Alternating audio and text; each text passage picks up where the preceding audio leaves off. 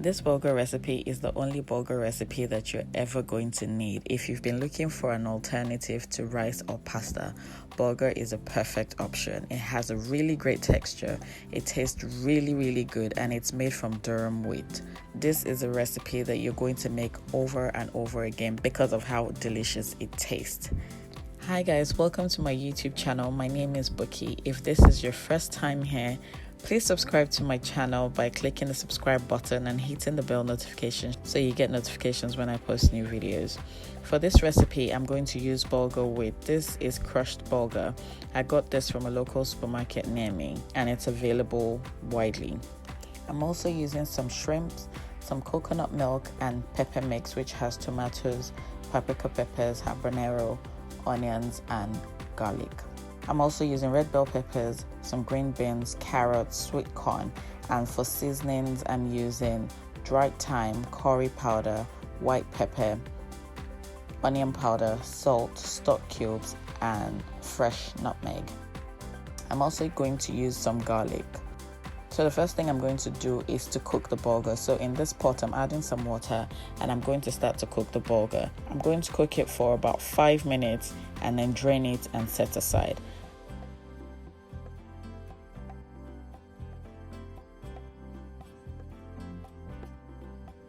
It's been cooking now for about 5 minutes and this is what it looks like. I'm going to drain it now, rinse it under cold water and set it aside. In this pot, I'm going to add some oil. So I'm going to make the base for the jollof bulgur. I'm going to add some oil, and when it's hot, I'm going to add in my chopped onions. I'm going to saute this and let it cook for about a minute. Then I'm going to add in my pepper mix. You can blend your usual ratio of tomatoes to pepper that you use for your jollof rice for this recipe and it'll be perfect. I like more paprika peppers, bell peppers in my pepper mix, so I tend to use more of that. I'm going to add some stock cubes now and half of all of the seasoning. So half of the dried thyme, half of the onion powder, the salt, the white pepper, and the curry powder. I'm going to save the other half to cook the vegetables with. So I'm just going to add that in, give it a stir, and let this cook for about 5 minutes.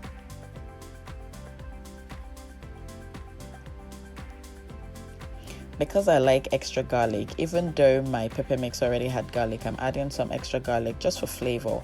If you don't like garlic or a lot of garlic in your food, you can totally skip it. But I like the flavor that garlic gives my food, so I'm adding some extra fresh garlic to this pepper base. And I'm going to let it continue to cook. Now I'm going to add in the bulgur. I'm adding the bulgur before I add in any liquid, because this gives the overall dish a really good texture that I like. I do this sometimes for my jollof rice too, and I end up with rice grains that are not soggy or mushy. There are a lot of tricks to cooking jollof recipes. So for this jollof bulgur, I'm going to add in the bulgur before any liquid and cook this for about 3 minutes. This is what it looks like when it's been cooking for 3 minutes. Now I'm going to add the coconut milk. What I do is I mix my coconut milk with coconut powder to enhance the flavor. I don't like too much of the coconut liquid, so I just intensify the flavor by adding in coconut powder, and so the coconut liquid is not that much but the flavor is intense. I'm going to add some water now, enough to cook my bulgur. So if you've been cooking bulgur, you know that you don't need a lot of water to cook it. As with any jollof dish that you're cooking, steam is more important than the water. I'm going to cover it now and let it cook. In a frying pan, I'm going to add some oil and start to cook the vegetables. I'm going to start first with the shrimps though. I'm going to cook this for about a minute on either side and then take it out and cook my vegetables. So I just salted the shrimps. I'm not adding anything else to it. I'm going to cook this, and when it's done, I'll take it out of the pan and start to cook my vegetables.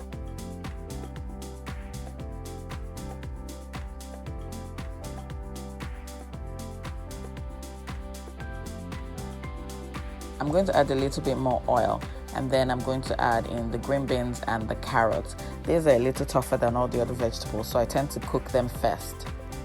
I'm going to cook this for about 30 seconds and then I'll add the others.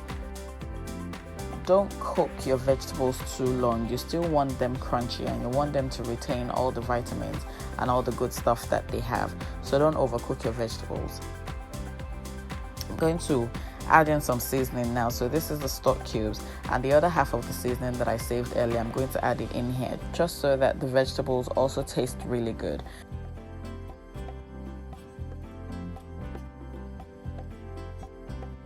I'm going to add in the bell peppers and the sweet corn now, and I'm going to stir all of this together and give it another maybe 20 to 30 more seconds to cook.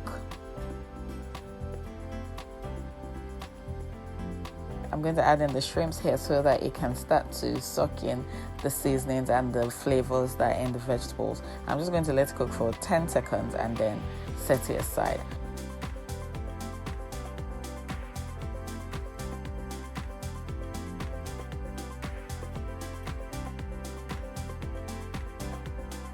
So now my bulgur has been cooking and the water is dry. Because I cooked with coconut milk, it looks like it's a little bit soggy, but it's not. I'm going to put a foil paper over it and let the steam finish cooking it.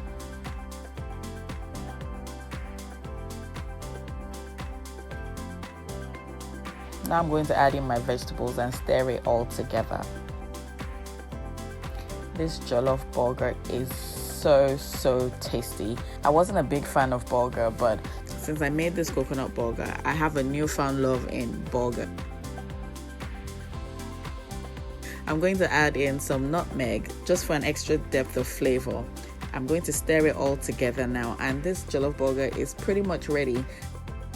I'm going to leave it on low heat for another 30 seconds and my jollof bulgur is ready. Look at that, it looks absolutely beautiful and colorful. I hope you guys are going to try out this recipe, and if you do, please let me know.